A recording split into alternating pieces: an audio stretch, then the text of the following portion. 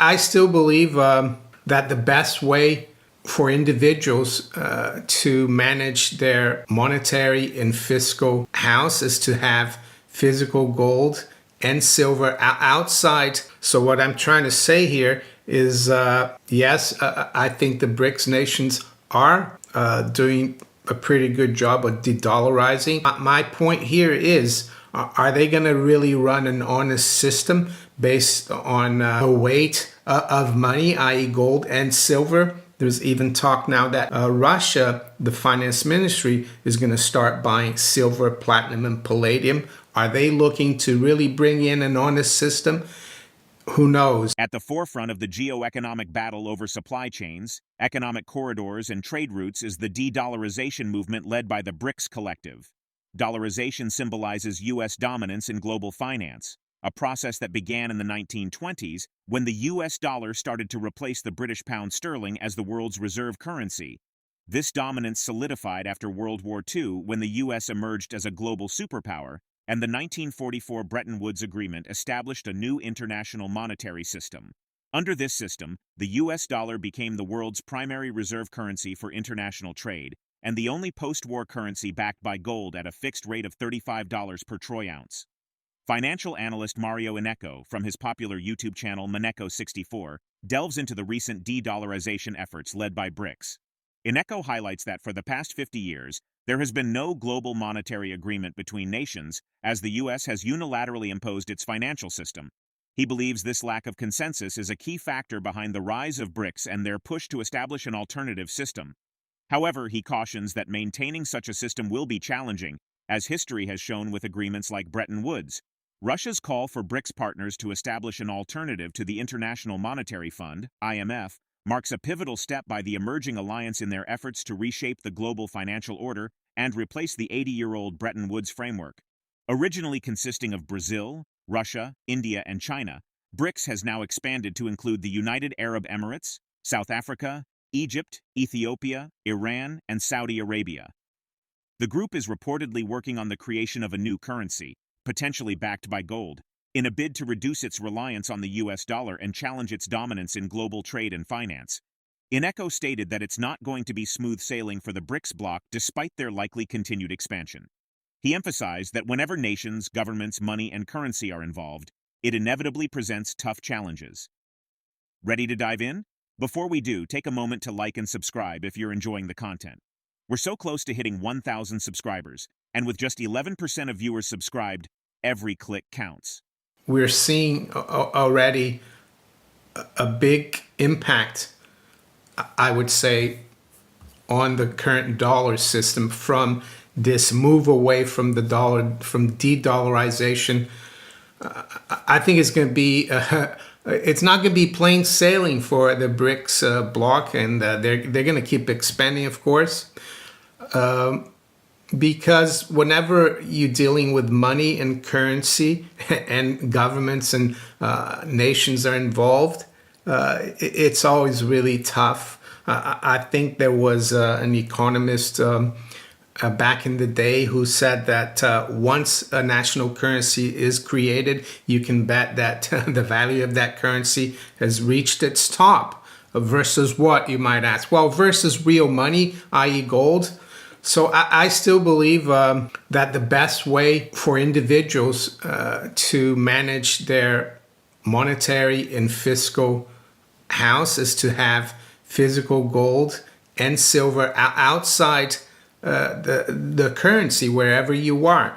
So what I'm trying to say here is, yes, I think the BRICS nations are doing a pretty good job of de-dollarizing. I just saw a tweet here by Paul from the Sears Report, and it says, and this was from yesterday, the share of national currencies and payments among the BRICS countries now stand at 65%, and the share of the dollar and the euro is now less than 30%.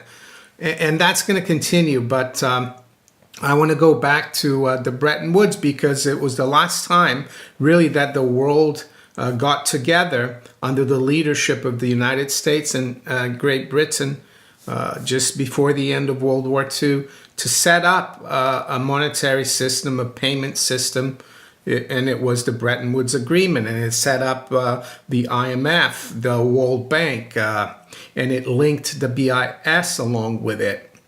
And it worked relatively well for almost 30 years, roughly 30 years. By 1973, the whole system had unraveled. The Smithsonian Agreement was an effort to keep this system going. And it was in December of 1971, and we're going to go through the history of the Smithsonian Agreement because I think it's really important for us to look at it. And of course, in August of 1971, Nixon closed the gold window, which basically wrecked the Bretton Woods system. He wasn't going to allow the convertibility of the dollar into gold at $35 an ounce. And that was the whole, that's what the anchor that kept the system going, that kept exchange rates fixed against the dollar and indirectly gold. And that all ended.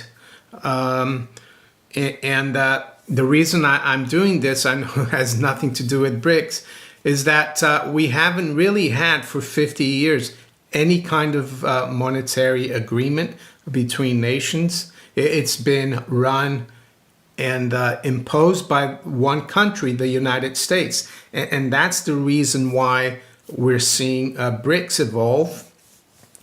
But what I'm trying to show you here, that it's really difficult to keep a system like that going. They kept it going for... In an era of unprecedented monetary expansion and escalating global debt, the world finds itself on the brink of a financial paradigm shift.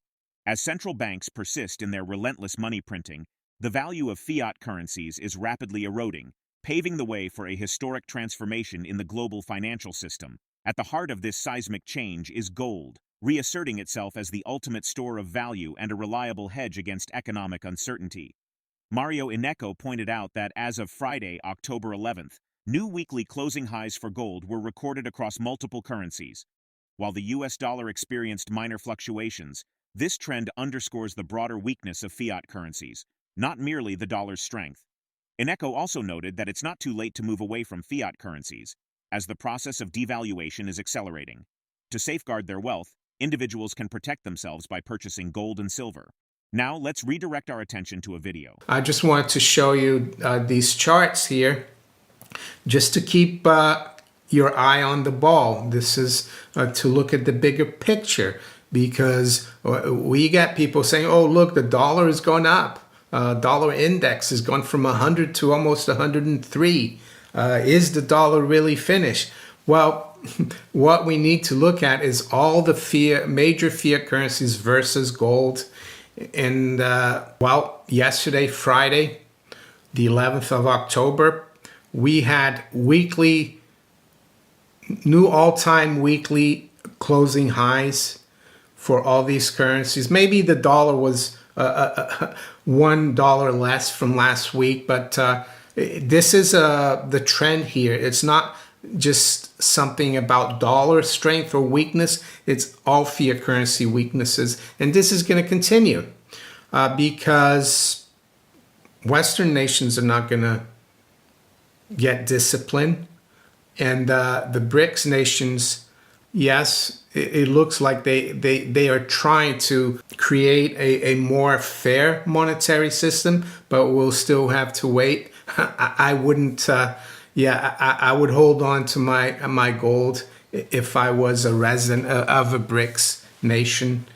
I would definitely not hold on to dollars, yen, British pounds, euros, Swiss francs, Canadian dollars, Aussie dollars, New Zealand dollars, and Chinese yuan. As you can see, they're all sinking versus gold, or gold is just rising versus these currencies. And ultimately, why does that happen? Because humans, governments especially, are not honest like gold and silver.